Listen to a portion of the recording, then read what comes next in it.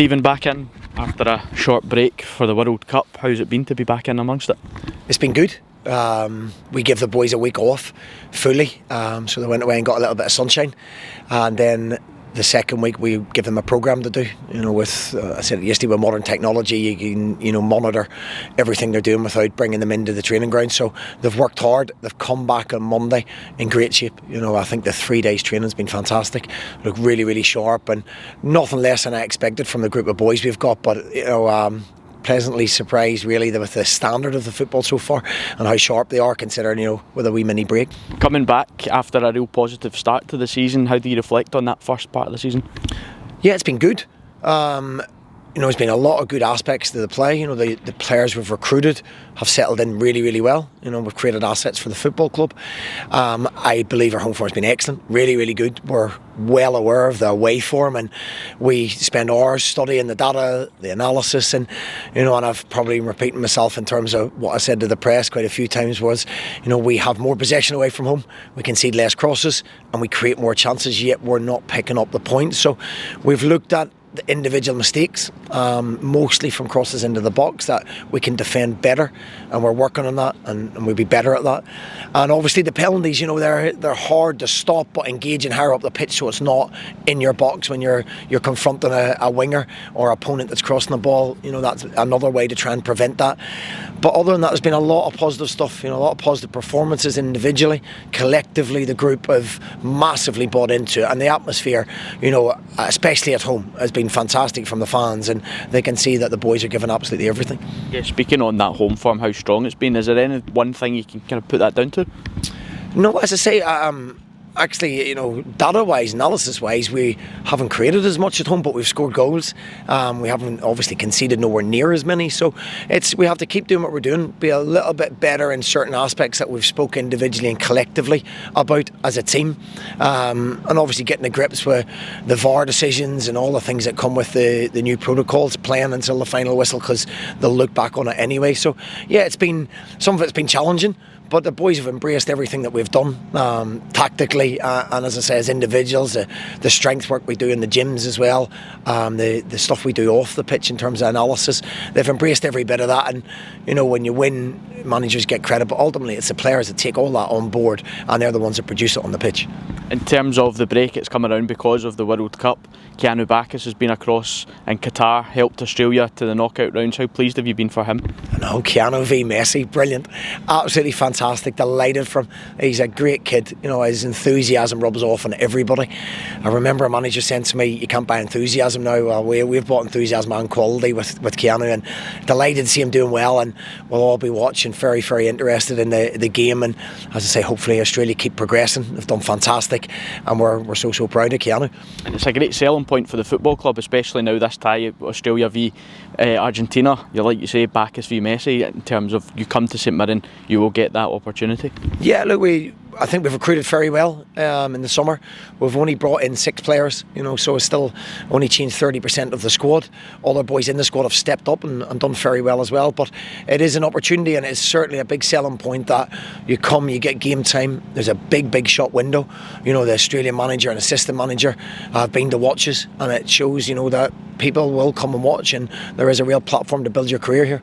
Yeah, we're coming up to the January window. What do you think might happen in or out there? Yeah, I think it'd be very difficult for us to bring anybody in at the moment with the financial constraints. We're happy with our squad. We're really, really happy with the squad. We've got a fantastic, tight-knit squad.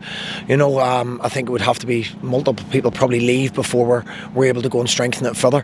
But that's the parameters of working with one of the smaller clubs in the SPL. We accept that. It's certainly not a complaint. As I say, we are very happy with what we've got. There's more to come from certain individuals, and we've also got the loan players.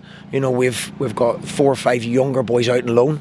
We may look at bringing a couple of those back who've done very well, and getting another 3 or 4 boys out on loan, because ultimately the model that we have to look to, has to be developing young boys and put them in. A lot of the young boys aren't ready yet, but we're doing it in a way where we don't have a development squad for games, but we're trying to get them out. Boys on loan at Airdrie, boys on loan at Alloa, Cowdenbeath, and that's been great for them. So if we can bring them back and they're a better player for it, more first team ready, then certainly it saves us money. We develop more players and ultimately create assets for the football club. How important do you see that role of developing younger players? You mentioned the likes of Lewis Jameson, Dean McMaster at Airdrieonians.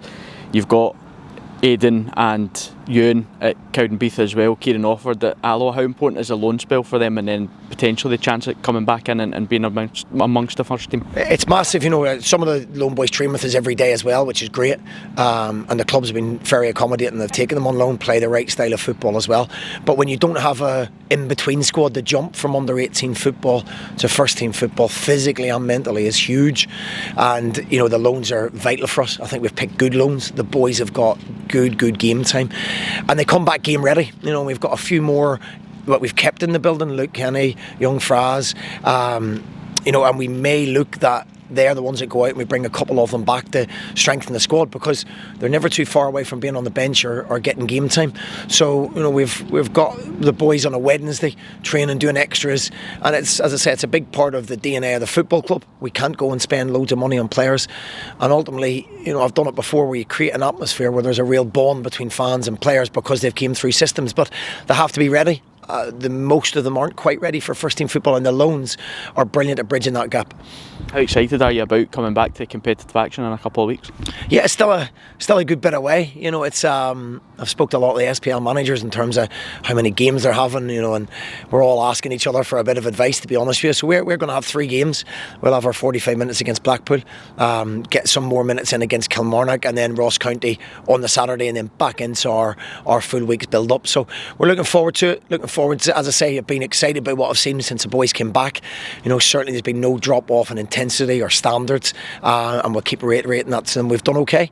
But in this league with a 12 team, a 3 or 4 game bad run, you're looking at the other end of the table, and a 3 game where you win games and get points, then you're looking at the top end of it. So it's important we keep that consistency, try and improve our away form, which is fine margins, and we'll be okay. Yeah, that league is so open at the minute.